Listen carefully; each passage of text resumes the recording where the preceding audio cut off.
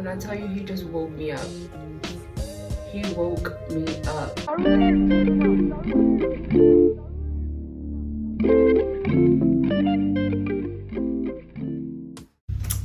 Good morning, y'all. So as you can tell by the title of this video, we're going to be doing a get ready with me.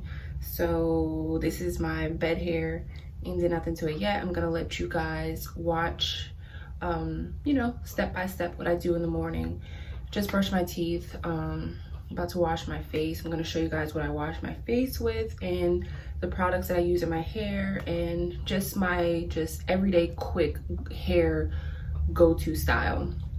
So first things first, I don't have all of my products here because I wasn't able to travel with all of the things that I use on my face.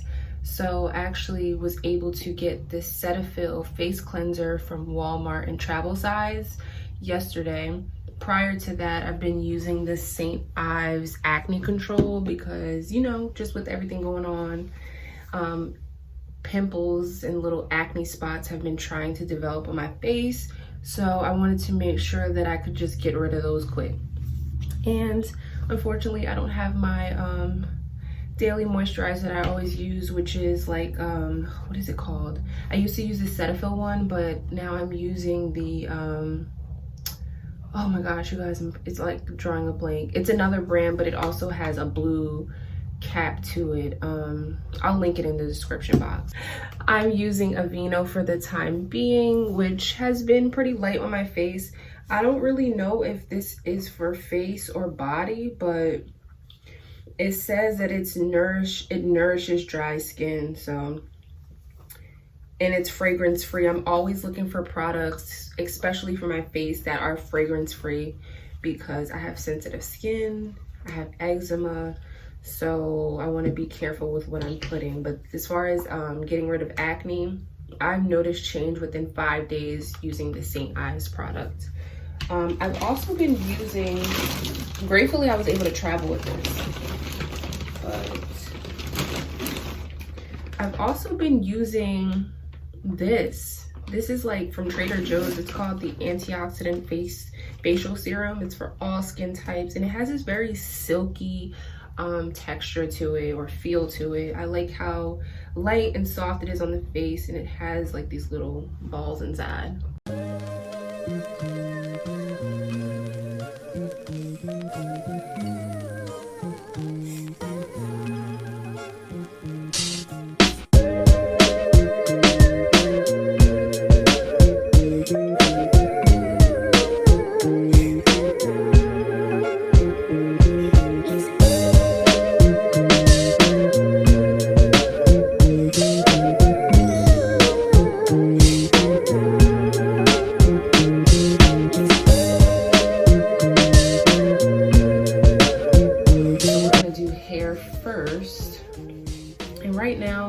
Since my hair is a little dirty, we're going for the everyday top knot bun.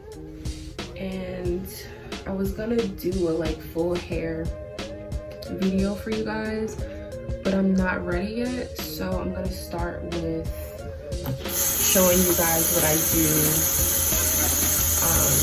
pretty much leading up to wash day. Is my camera clean?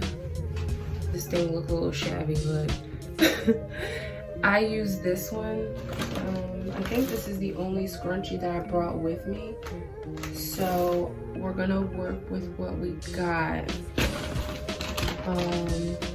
To form my bun, I'm gonna just use bobby pins today, which I have. So yeah, first things first, when I wake up, I comb my hair. Now, you'll know if your hair is dry just by how it sounds when you're combing it. And if you have hair texture like mine, you want to make sure that you're keeping oil in your hair. You don't want it to get too brittle and dry, because then your ends start snapping and it's a hot mess. So I don't have much breakage today, or shedding. I said breakage. Shedding today. but my scalp is extremely itchy, and I'm starting to think that my scalp is just itchy all the time because I have eczema. I never thought of having eczema in the scalp, but I really think that's what I have. Because when I tell y'all I'll wash my hair and my scalp is still itching, as if like I didn't just wash it. So yeah, and I don't even have dandruff right now, so that's weird. But I'm really low maintenance with my hair. So as far as oils, I use tea tree oil a lot. It gets the job done. I put such a little bit in my hand. See it rolling down. First I go in on the ends, and then I go in on the edges. Now I don't like to put too much oil just because I don't like for my hair to be so heavy. Like, I like for my hair to move and fly in the wind. So when you put a lot of oil, it weighs it down. Now, first things first is I grab my brush, make sure, so this is like a medium-sized brush. Usually, I like a medium size because I don't like to put really hard brushes on my edges because it'll snap your edges off. So, I go in with this here. Let me show y'all how I do this thing. First things first is I put a little water on my brush. I kind of just brush it back into just to form its laid position. And then I'm going to go in with some of this edge control. This is the EBIN Natural 24-Hour Edge Control. There's like 2 different types. I think this is like the strongest one. Oh snap. Yeah. So I'm kind of rubbing this in my hands. I'm just gonna put this on the top. Really go in around the edges.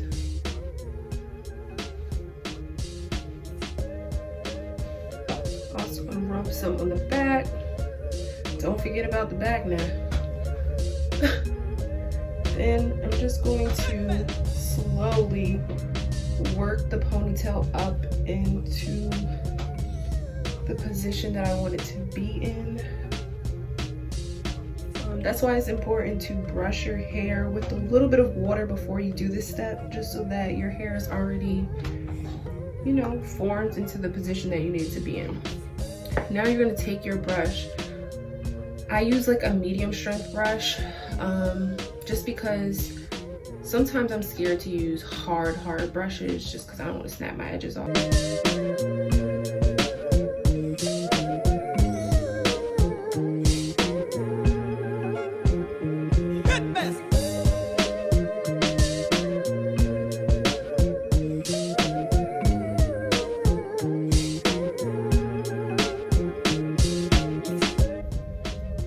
So then you're going to take your scrunchie. Make sure you have a good scrunchie, y'all, because the scrunchie is key. The type of scrunchie you use is key.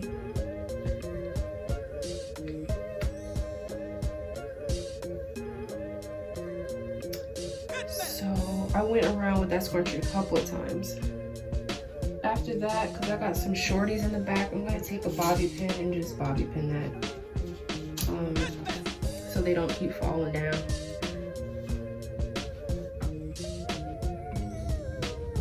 Okay.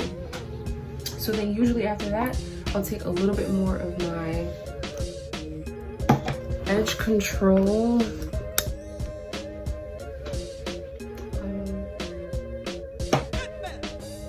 And go around my edges with it.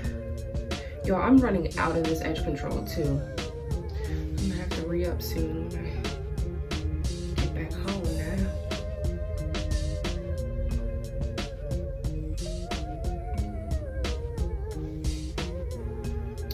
Okay, going on the back.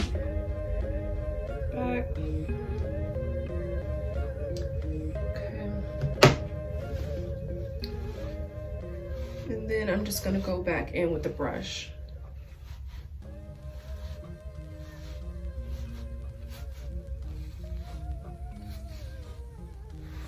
This is also the part where you lay your edges down, so you can go ahead, take out some of your baby hairs. I should have did this first, but y'all get the jits.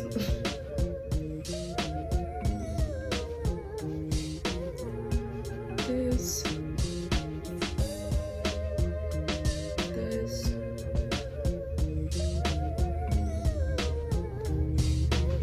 Then you're gonna brush the back.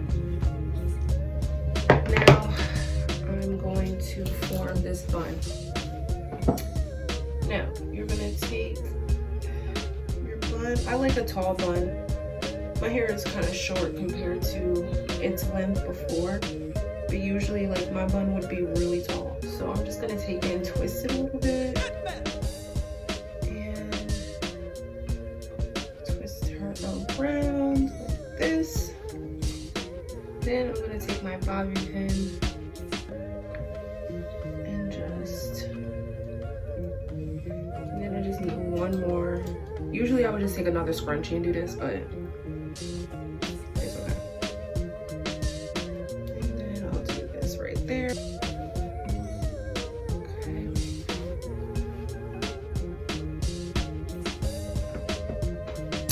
Ta-da! And so this is really my everyday, don't feel like washing my hair, don't feel like really styling it type of look. Now I'm about to do my makeup.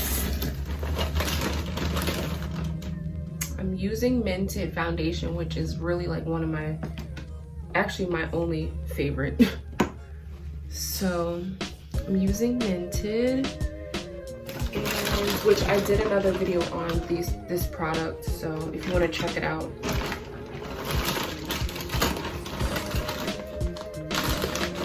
I did a makeup tutorial or review on the Mented foundation. So I'm going to be using that foundation and then this new lip liner that I got, which is by Maybelline. It's the brown one. And then I got this Milani lip gloss that I'm going to go in with. So I'm excited for that. Alright, so with this, it's like really a dry makeup foundation stick. So you just draw on your face. I'll just do a couple of strokes around my cheeks, on my nose area, on my forehead. You don't need too much because you're gonna rub it in anyway. Yeah. Y'all, I just got done listening to this sermon by Michael Todd, and when I tell you, he just woke me up. He woke me up. I am just feeling so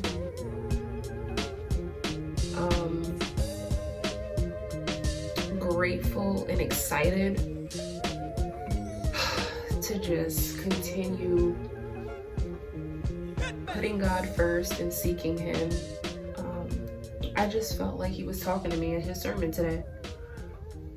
And you know, you hear all of these different pastors speaking about tithing and finding some way to incorporate tithing into their sermons, but I just want to move y'all over just a little bit.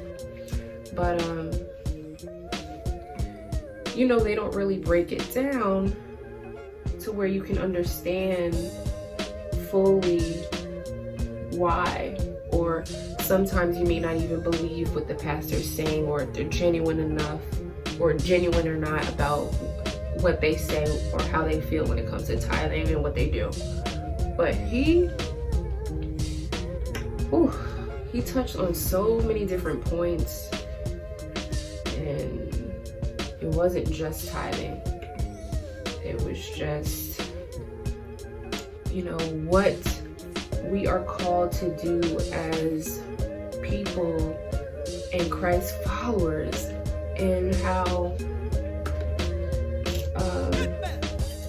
it is so important for us to put God first. And I love how he broke down the fact that giving your 10% to God has absolutely nothing to do with the money or the financial aspect of it. It's just, but it has everything to do with your level of faith in him and your heart posture. Like, and it was just making me feel so grateful to not to idolize money or to worry so much about you know, money and making ends meet, or worry so much about the STEMI check and worry about how much the STEMI is going to cover, or if it's going to cover everything, and worry about tomorrow, you know, when God's like, I provide your needs. And so some of us look at tithing as an expense when it's a sacrifice. Some of us look at tithing as a burden when it's a sacrifice. And I almost fell out of my chair when he said, giving God 10% and having 90 left over is more of a blessing than having and keeping 100% and having no parts with God. I really need us to get serious about the Lord, get serious about you know, our purpose. And he really harped on purpose and the importance of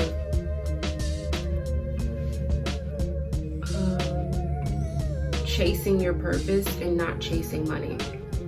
Like, ask yourself that question, like, am I chasing money or am I chasing my purpose? I think the greatest gift is to be able to hear from God.